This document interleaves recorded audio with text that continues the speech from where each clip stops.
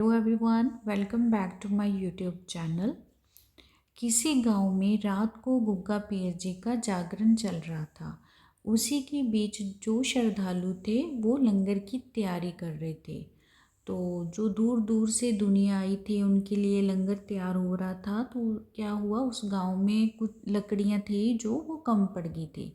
तो जो गांव के सरपंच थे उन्होंने उनके श्रद्धालु थे उनको बोला कि आप ऐसा करो, आप गांव में घर घर से आप उनको बोल दो, आपको कुछ ना कुछ सभी देंगे, दान करेंगे। तो गांव वालों इससे में बहुत खुशी से सहमत थे कि हाँ, हम इसमें अपना योगदान देंगे। तो ऐसा था कि उनके कुछ श्रद्धालु चले गए, तो उन्होंने हर घर से बालन मांगा, लकड़ियाँ मांगी, तो उन्होंने दे दी। ऐसे करते करते एक घर वहाँ पे ऐसा आया, तो उनके श्रद्धालुओं ने उनको बताया कि ऐसे करके हमें लकड़ियाँ आप दान करेंगे। तो उनके पास थी, उनके पास बालन था, एक्स्ट्रा भी था, लेकिन उन्होंने उनको बोला कि नहीं, हमारे पास नहीं है, आप किसी और से मांग लो। तो वो वहाँ से चले गए और आगे मांगा, तो उनको बालन उनके पास इकट्ठा हो चुका था। तो फिर से जो लंगर रहता था उन्होंने तैयार करना वो स्टार्ट कर दिया। इसी के बीच जिस लेडी ने मना किया था वो खाना खाकर अपने घर से बाहर निकल गई घूमने के लिए। रात का समय था और वो वैसे घूमने के लिए बाहर निकल गई। उसने रोड क्रॉस करी और रोड क्रॉस करके सामने उनके खेत थे, वो वहाँ पे चले गई। जब वो वहाँ पे चले गई, उनको वहाँ पे उसको जागरण की आवाज़ आ रही थी कि हाँ, वहाँ पे गुग्गा पीर जी का जागरण हो रहा है।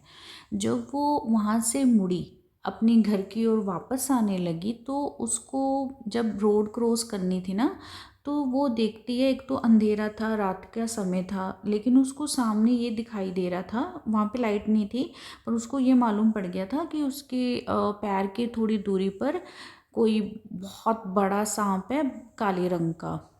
तो वो उसको देखकर वहाँ पे सहम जाती है, रुक जाती है और देखने लग जाती है कि हाँ, कि जब ये सांप यहाँ से निकल जाएगा तो मैं भाग के अपने घर चले जाऊँगी। लेकिन वो सांप जो थे वो काला रंग उनका था, और वो लेडी वहाँ पे खड़ी थी, वो ख़त्म ही नहीं होने पे आ रहा था, उसकी लंबाई इतनी बढ़ रही थी। तभी उसके दिमाग में ना सडनली ये आ जाता है कि हाँ, ऐसे करके वो आए थे, ये गुग्गा पीर जी का भी रूप हो सकता है कि मेरे पास बालन था, वो श्रद्धालु मेरे घर पे आए थे और मैंने उनको जवाब दे दिया था। तो वो क्या करती है, वो वहीं पे आंखें बंद करके गुग्गा पीर जी से अरदास करती है, उनसे रिक्वेस्ट करती है कि मेरे से बहुत बड़ी गलती हो गई, मेरे से भूल हो गई, मैं दिल से आपसे क्षमा मांगती हूँ, प्लीज़ आप मुझे माफ़ करें, मेरे को अपनी गलती रियलाइज़ हो चुकी है। तब जब उसने आंखें खोली तो वो जो नाग थे वो वहाँ पे है नहीं थे। वो भागी भागी अपने घर की ओर जाती है और घर में जाके सबको बताती है।